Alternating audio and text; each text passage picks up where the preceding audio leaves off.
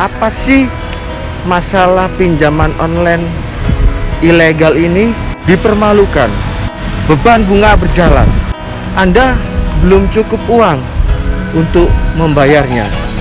Kesulitan ekonomi adalah kurangnya pemasukan, karena hutang ini adalah bom waktu.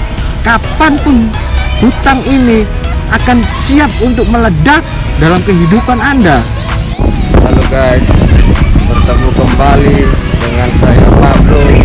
Welcome back to my channel. Apa kabar kalian semua hari ini?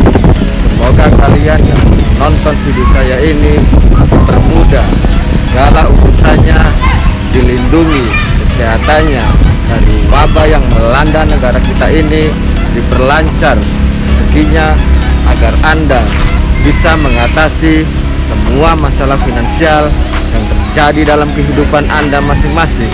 Jangan lupa like dan subscribe channel ini agar kami dan tim lebih bersemangat lagi dan berkembang untuk membangun channel ini, mengarahkan channel ini menjadi sarana edukasi, dedikasi, pengetahuan seputar masalah pinjaman online, finansial yang lain, dan tips dan trik bagaimana Anda bisa approve dalam suatu platform pinjaman online, dan bagaimana Anda bisa keluar dari masalah pinjaman online ini secara cerdas, bijak, dan struktur. Saksikan selengkapnya video saya ini. Stay tune.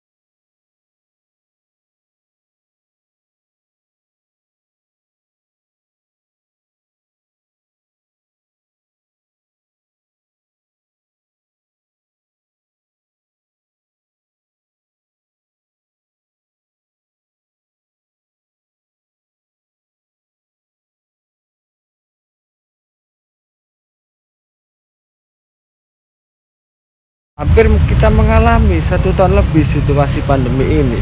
Kita pun semua berdampak dalam situasi ini. Ya, ada 2 sektor yang terdampak dalam situasi pandemi ini.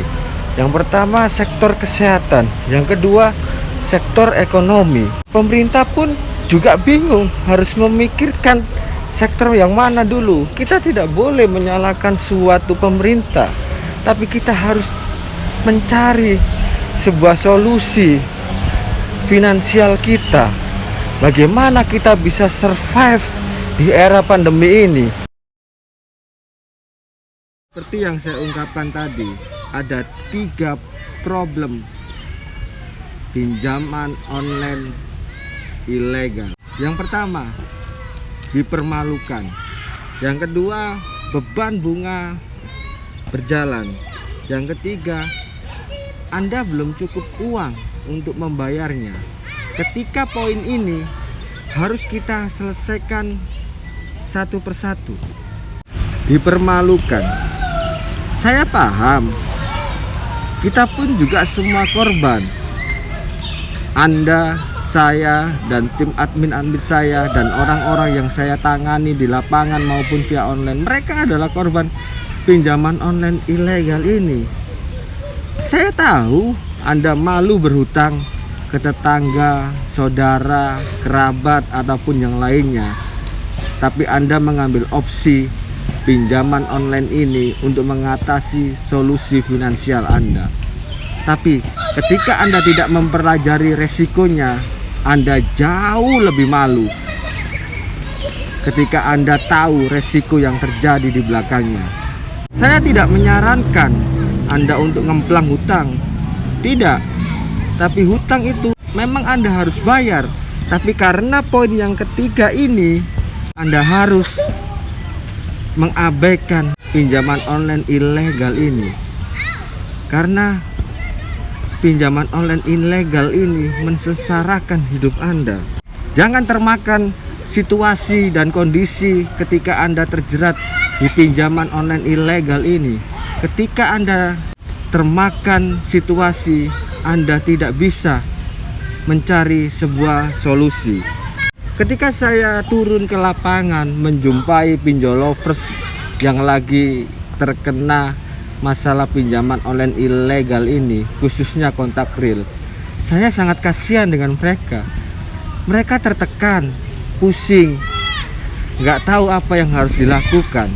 Sampai mereka ada yang hanya dengan total 7 atau 10 juta mereka ingin bunuh diri. Kasihan bukan? Padahal hidup itu adalah sebuah anugerah. Dipermalukan. Kita tidak bisa mencegah mereka untuk mengirim ke semua kontak. Kita tidak bisa mencegahnya. Tapi kita bisa meminimalisir mereka untuk tidak terjadi penyebaran ke semua kontak ini. Dan saya mengatasi masalah ini, kita memutus akses kontak real kita dengan mengganti kontak fake kita. Apakah mereka ketika kita ganti ke kontak fake, apakah mereka tidak menyebarkan data? Tetap dia menyebarkan data. Terus foto saya bang gimana? Foto Anda udah biarin aja. Toh di dalam kontak fake ini mereka tidak kenal Anda, mereka tidak mengerti Anda, apa yang Anda harus ributkan. Yang kasihan adalah ketika Anda dipermalukan dengan kontak real. Apa yang menjadi solusi kita untuk Anda bisa keluar dari masalah ilegal ini tanpa menggunakan duit pribadi Anda? Anda bisa kirim broadcast WA yang menyatakan data Anda disalahgunakan oleh oknum-oknum tertentu.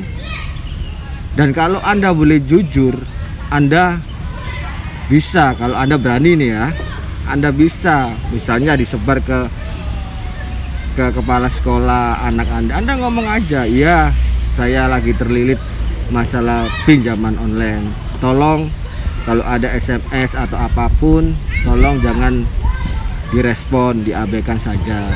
Maaf kalau saya mengganggu ketenangan Anda, kenyamanan Anda, tapi saya minta sekali lagi tolong diabaikan. Ketika Anda memegang rasa malu dalam diri Anda akan bergerak mencari solusi pinjaman lain. Itu hal bodoh. Karena ketika Anda mencari sebuah APK lain, bukannya hutang ini malah tuntas dan Anda akan terlilit dalam jurang hutang tersebut. Pinjaman online ilegal ini tidak terdaftar. Yang saya sarankan sekarang ini, mari kita untuk belajar bandel dan kita belajar untuk memiliki rasa tidak gampang malu. Apapun yang terjadi itu sebuah resiko, dan ketika resiko itu Anda tidak berani mengambil, Anda tidak bisa menikmati indahnya sebuah kehidupan. Apa yang Anda bayangkan tentang sebuah resiko itu tidak seseram yang Anda pikirkan ketika Anda berani menghadapinya. Belajar bandel ya, dan mulai kita untuk belajar untuk tidak memiliki rasa malu. Bukan berarti kita tidak malu, bukan, tapi kita untuk mencoba untuk tidak merasa mudah malu. Poin di sini, karena mereka apa? Mereka menyerang harga diri kita. Ketika Anda ditelepon pihak DC, Anda pasti disuruh apa yang bisa Anda jual, apa yang bisa Anda pinjam. Pinjam ke tetangga kayak, pinjam ke lain kayak. Anda bisa jawab gini aja, saya nggak ada apa-apa untuk dijual, saya nggak ada apa-apa untuk digadaikan. Yang saya punya hanya harga diri, dan harga diri ini mau digadaikan di mana, mau jual di mana. Itu aja yang Anda bisa jawab ketika Anda ditelepon. Yang kedua, bunganya terus berjalan. Bunga ini, pinjaman online ilegal ini, bunganya ngeri. Bunganya bisa sampai 2-4 kali lebih dari pokoknya. Yang seharusnya bunga itu tidak boleh lebih dari 100% pokok. Tapi mereka menganut aturan dan ketentuan mereka masing-masing. Bunga ini nggak harus Anda wajib bayar, tapi yang namanya hutang seharusnya Anda bayar. Kenapa saya menyarankan Anda tidak untuk membayar pinjaman online ilegal ini? Karena poin ketiga Anda perhatikan. Perhatikan Anda poin ketiga. Anda tidak punya cukup uang untuk membayar pinjaman online ilegal ini. Apa sih kesulitan ekonomi itu? Kesulitan ekonomi adalah kurangnya pemasukan. Kalau Anda utangnya sekitar 100 juta ke bawah atau puluhan juta, poinnya di sini kesulitan ekonomi. Kesulitan ekonominya di sini kurangnya pemasukan. Tapi kalau Anda hutangnya 100 ke atas sampai 1 M, itu beda lagi. Itu yang perlu kita benahi adalah pengeluarannya, cara manajemen pengeluarannya itu gimana. Ada porsinya masing-masing. Poin ketiga ini yang tidak pernah disentuh oleh pinjol lovers. Tidak cukup uang untuk melunasi, berarti dia ada minus antara pengeluaran dan pemasukan. Dia tidak balance. Ini yang harus disentuh akar masalahnya ini. Banyak dari pinjol lovers yang tidak menyadari akan ini. Bang, andai kata saya galbe ilegal, saya tidak bisa ngajukan kur bank dong bang. Jangankan Anda ngajukan kur bank, Anda memanajemen utang pinjol ini aja tidak benar. Apalagi Anda pengajuan utang di bank. Ini yang malah bahaya ini. Utang di bank ini hutang nyata, bukan hutang online. Justru hutang nyata ini yang akan mengintimidasi Anda, yang akan datang ke rumah Anda, yang akan mempermalukan Anda di depan saudara, keluarga, tetangga, ataupun yang lainnya. Belajar untuk manajemen hutang ini, karena ini sangat penting. Karena kenapa? Saya sangat menitik beratkan dan sangat-sangat menghimbau kepada pinjol lovers untuk belajar cara memanajemen hutang ini dengan baik, benar, dan bijak. Karena kenapa? Karena kejatuhan usaha saya tahun lalu karena kebodohan saya dalam memanajemen hutang. Dan ketika saya bangkit dan saya bisa memanajemen hutang, saya bisa survive dalam kehidupan. Ini yang saya tekankan, bagaimana Anda bisa memanajemen hutang ini. Karena hutang ini adalah bom waktu. Kapanpun hutang ini akan siap untuk meledak dalam kehidupan Anda. Dan bukan berapa banyak kita menghasilkan suatu penghasilan, tapi seberapa banyak kita bisa menyimpan uang dari penghasilan tersebut. Nah, Anda tidak cukup uang untuk melunasi. Nah, ini kondisi ekonomi. Nah, kondisi ekonomi Anda sekarang saat ini seperti ini. Anda tidak punya cukup uang untuk melunasi. Nah, poin ketiga ini harus disentuh dulu. Jadi poin pertama dan poin kedua Anda abaikan. Anda benahi poin ketiga ini. Masalahnya di sini bukan dipermalukan dan bukan bunga terus berjalan. Kalau Anda fokus di sini di poin pertama dan poin kedua, saya yakin kehancuran finansial mau tidak mau, sadar ada tidak sadar, Anda sudah membentuknya. Terus solusinya apa, Bang? Kalau poin ketiga kita tidak memiliki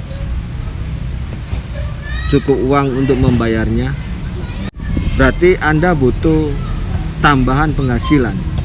Ada 3 hal yang harus Anda pelajari. Hal yang pertama adalah Anda tidak punya skill dan pengalaman. Bagaimana bisa mungkin Anda mendapatkan penghasilan lebih karena Anda tidak punya skill dan pengalaman? Karena kenapa? Skill ini berbanding lurus dengan penghasilan Anda.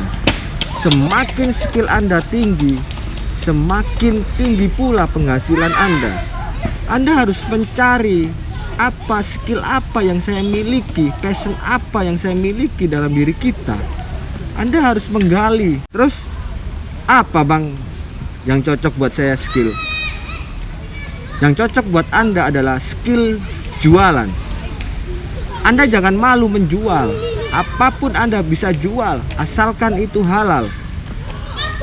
Terus saya nggak punya modal, Bang. Terus saya nggak punya barang, Bang.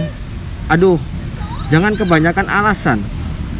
Orang gagal punya satu alasan, dan orang sukses punya satu cara. Ketika Anda mau sukses, Anda harus cari cara, bukan alasan demi alasan yang Anda besarkan. Hal yang kedua, Anda punya skill, tapi Anda dalam kondisi tempat yang tidak tepat. Punya skill, tapi bekerja di tempat yang nggak tepat. Ini yang terjadi. Saya punya teman, dia kerja di pabrik. Padahal dari ilmu mekanik dia memperbaiki motor lah, memperbaiki motor. Waduh, luar biasa. Saya pun customernya pun puas dengan pelayanan dia gitu. Tapi ketika dia kerja di suatu perusahaan atau di pabrik, dia banyak mengeluh kepada saya, "Bro, gajinya..." Karena apa?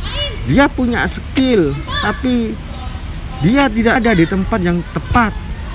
Dan saya menyarankan kepada teman saya ini, mari bro, kita bikin suatu inovasi baru. Kamu punya kunci semua, lengkap bro. Motor kamu jadikan sebuah toolset untuk kamu bisa memperbaiki servis kendaraan secara home service. Kita akan mendatangi klien yang memiliki kendala dengan motor. Kita datangi, kita lakukan home service. Nggak apa-apa gitu loh. Kita lakukan home service. Kita harus jangan menunggu bola, kita harus menjemput bola. Nah, itu yang sarankan kepada teman saya ini. Saya terus terang, saya tidak bisa membantu Anda dalam segi materi, tapi saya bisa membantu Anda dari segi merubah mindset Anda. Hal yang ketiga adalah punya skill, bekerja di tempat yang tepat, tapi penghasilnya kurang. Anda tidak punya skill, Anda bekerja di tempat yang tepat, memang, tapi kenapa penghasilan Anda kurang? Karena tempat Anda tidak tepat. Anda sebagai, katakanlah, saya ini kepala bang. Iya, saya tahu, tapi Anda itu kepala apa? Saya kepala cleaning service bang. Nah, itulah ketika Anda merasa kurang di situ, Anda harus cari skill baru yang bisa menopang kehidupan Anda untuk bisa survive di era mendatang gitu. Skill itu nggak mudah. Skill itu harus dilatih bukan 1 bulan 2 bulan, tapi terus setahun 2 tahun bahkan puluhan tahun. Dan skill itu nggak bisa digunakan ketika Anda butuh. Saya bisa menggunakan skill itu, nggak bisa. Skill itu harus dilatih. Ketika skill itu matang, kapanpun dibutuhkan, skill itu akan siap. Karena skill ini yang akan menopang finansial Anda. Anda harus punya konsep pemikiran, Anda harus punya konsep yang berbeda. Mungkin gak banyak orang mempunyai konsep yang berbeda, tapi kalau saya pribadi, saya ini orangnya nyeleneh. Saya berpikiran di luar pemikiran umum. Kalau Anda hari ini berpikiran saya cari kerja supaya dapat uang, tapi ubah mindset Anda. Anda mulai berpikir bagaimana uang bisa mencari Anda. Ketika Anda bisa merubah pola pikir dalam kehidupan Anda, saya yakin kondisi finansial Anda akan berubah. Mindsetnya yang harus diubah. Bagaimana uang ini bisa mencari Anda, bagaimana uang ini bisa bergabung sama Anda, bagaimana uang ini terus datang kepada saya. Ketika Anda punya pola seperti itu, Anda akan mencari sebuah cara-cara baru untuk Anda bisa lebih baik dalam kehidupan ini. Menambah penghasilan dengan skill baru. Dan skill baru ini wajib Anda miliki, bukan untuk saat ini aja. Karena skill ini yang akan menghidupi Anda dimanapun Anda tinggal, dimanapun Anda berada. Ketika Anda punya skill, skill inilah yang akan menghidupi Anda. Jadi saya tekankan buat Anda, poin ketiga ini, akar dari semua masalah Anda terjerat dalam masalah pinjaman online ini. Bukan dipermalukan ataupun beban bunga, tapi Anda tidak punya cukup uang untuk membayar pinjaman online ini. Dan artinya kondisi ekonomi Anda minus. Ini yang harus diperbaiki. Seperti yang saya jelaskan tadi, saya hanya bisa mengedukasi Anda dan membantu Anda dari sebuah segi pikiran saya.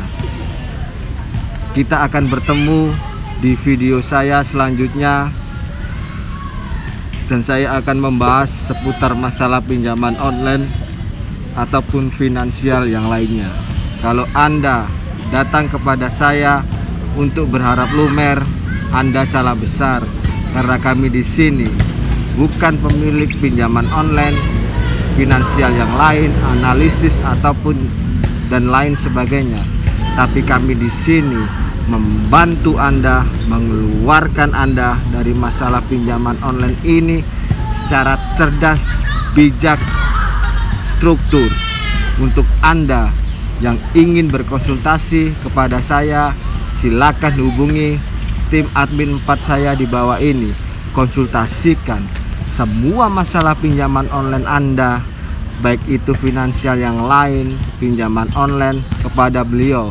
Dan untuk Anda yang ingin mengetahui media sosial kami, silakan lihat di link deskripsi video saya di bawah ini dan konsultasikan semua masalah pinjaman online Anda kepada tim-tim admin saya. Mudah-mudahan Dengan Anda berkonsultasi kepada tim-tim admin saya, niscaya Anda akan menemukan sebuah solusi. Cobaan adalah bentuk kasih sayang Tuhan untuk kepada kita. Dan ketika Anda mengalami cobaan, ujian, Anda harus hadapi. Anda harus melalui ujian itu. Karena ujian itu ketika Anda lulus, Anda akan naik kelas. Artinya derajat Anda akan naik. Kalau Anda tidak berani menghadapi badai, bagaimana Anda bisa melihat indahnya sebuah pelangi? Saya Pablo, founder and leader PTT. Thank you for watching. See you later again. Salam Lumer.